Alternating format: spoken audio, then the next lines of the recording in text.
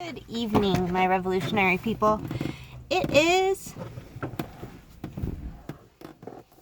I don't know, I'm not sure what day number it is, but it is Thursday, November 18th.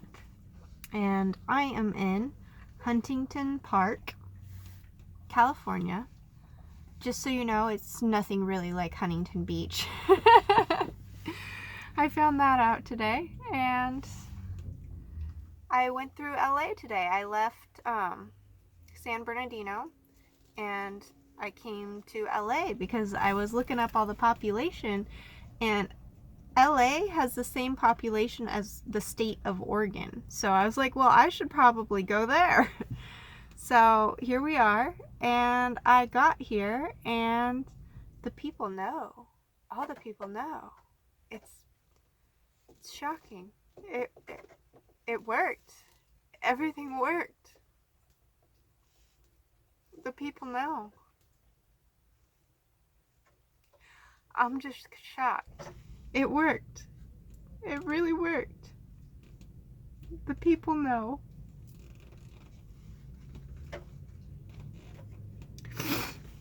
And the ironic part is Huntington Park looks like it's pretty much it has a large Hispanic population.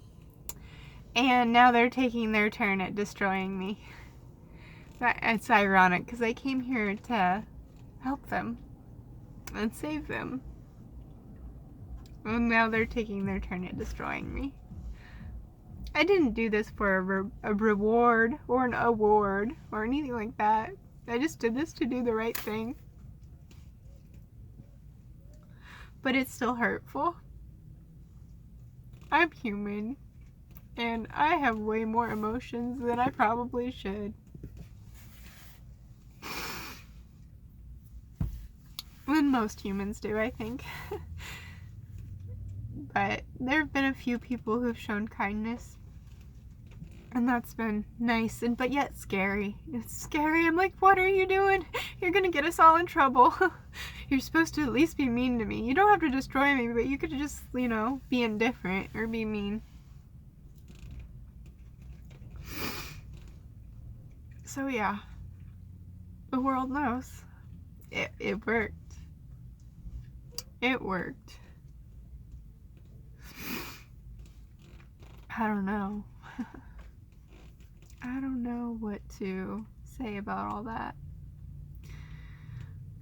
But it kind of breaks my heart. We went walking and Tika found Mexican food in like a container that was left over from someone, and it was still warm, so that was good. But it's like, I can't even buy her food because she won't eat it because it's poisoned. And so she likes the food that she finds when we're walking better. That's what hurts my heart the most. And I have money. I can't buy her food. That's what hurts my heart the most. Me and Haywood, we have like chub that we can live off of. Little Miss Girl, she doesn't. She's tiny. But that's my problem. It's just something that I want you all to know, because when you see them eating food off the ground, it's not that I don't want to feed them. It's just, I can't buy food that's not poisoned. But sometimes they find food on the floor, on the ground outside, that's better than the quality food I can buy. And I know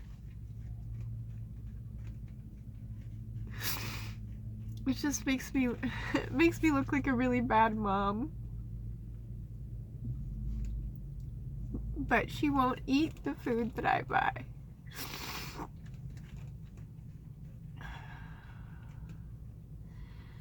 I don't know. So that's just something that I experienced that was really hurtful. It's so hard to watch them do stuff like that. Like, I'm all about not being civilized myself, but I don't mind eating raw meat with my hands even though it has poison in it, but she gets tired of it, and I understand because it's been a year. almost, no, not really a whole year yet, but it's been a while. Cooked food is something that I miss. I don't really want like all the cooked food. I just would like to like have eggs. That's what I miss the most, is eggs. Just eggs and butter and ground beef. I would like to cook my ground beef once in a while. It lights up my brain more when I cook it. It's weird. But anyways, instead of talking about food, the world knows. And I don't know what's happening with the Hispanic people, because some of them already knew what was happening. So I'm sure they're having kind of like a civil war type thing going on. Like, who got to know, who didn't know, who got to keep the truth from them, those kind of things. Like, that would be hard. And then, like, I was thinking about it too, and it just shows, like, we're trauma bonded. It's Stockholm Syndrome. And I have it too. Like, I still love my mom. And she's probably the one who's destroyed me the most. And I still love her, because she's my mom. These people are still honoring the system, because it's the system that they grew up in, that they've always lived in. It's the system that we've all known our whole lives. We just didn't know how messed up it was. Maybe. I don't know. I think we kind of did. We just didn't know the specifics, right? And I even know the specifics about my mom. And I still love her. I don't know if that's madness or having a good heart. It feels a little bit like madness, but it feels a little bit like having a good heart too. So I can't judge. I can't judge.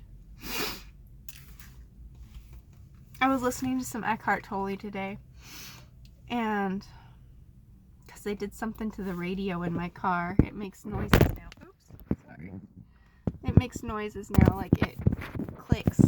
I don't know. They messed up with the radio signal, because I have satellite radio, and it does it on both the regular radio and the satellite. But anyways, so I was listening to Eckhart Tolle, a book. I don't know which one it was. It wasn't the Power of Now. I really like that one. But anyways, he said enlightenment and awakening often happens in bad conditions, for lack of a better word. Like, if everything was good, you would have no reason to awaken or to become enlightened, because when everything is good, you're just going to live in the external. But when things are bad on the outside, it's easy to go inside and retreat from everything and create a safe place for you, for yourself, you know? Or create somewhere that is comfortable when the outside is so uncomfortable. And I was hoping maybe you all have done the same thing. Like, I know the people in my Truman Show, not necessarily. I don't know if they've ever met themselves. But my revolutionary people, have you done that? I think you have. I think some of you have. I think it's just inevitable in the way the world is. It's been pretty uncomfortable, so we have to find some comfort, and that always comes from the inside.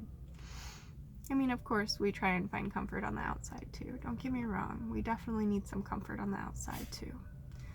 But comfort on the inside is pretty amazing. So I'm in LA, and there's just this weird, somber feeling. And they did this sad gas earlier when I was on I-10. I forget where I stopped, but the sad gas was so bad. And I made a sign that said, ask your fam up north why I'm here. That's what it says. Ask your fam up north why I'm here. Because on the other side, it has my Twitter on there, or my Instagram still. So I thought that I was going to come here and still have to, like, battle with telling the people. But the people know. I'm so grateful. I'm so grateful. Everything turned out really well. I'm in shock still. It worked. It worked. I don't know what to think or say, but it worked. It's pretty amazing. It's pretty amazing. We were super revolutionary, and it worked. I don't know what happens next, but It worked. I'm so proud of us all. So happy. I'm so grateful. So happy and so grateful. Thank you so much for helping me create a legacy for myself. This is our legacy. It's not just mine, it's all of ours, my revolutionary people. We showed how love can change the world. And I might be just one person who started this, but we all did it together.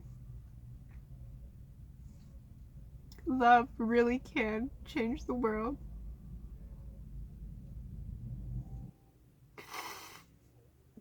We just changed everyone's epigenetics. Everyone. Everyone who can receive our love, we changed them. I love you, my revolutionary people. We'll talk again soon.